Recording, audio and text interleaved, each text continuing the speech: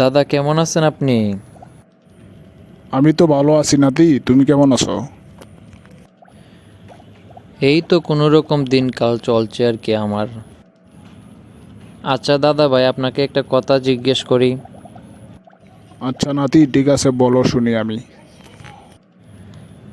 দাদা, আপনার শ্বশুরবাড়ি থেকে আপনার বিয়ের সময় কি কি পেয়েছিলেন?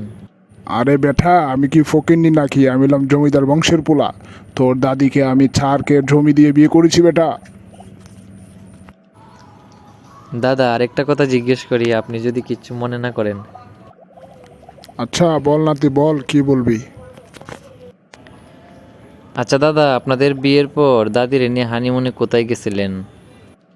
কি বলবো রে নাতি, দুঃখের কথা।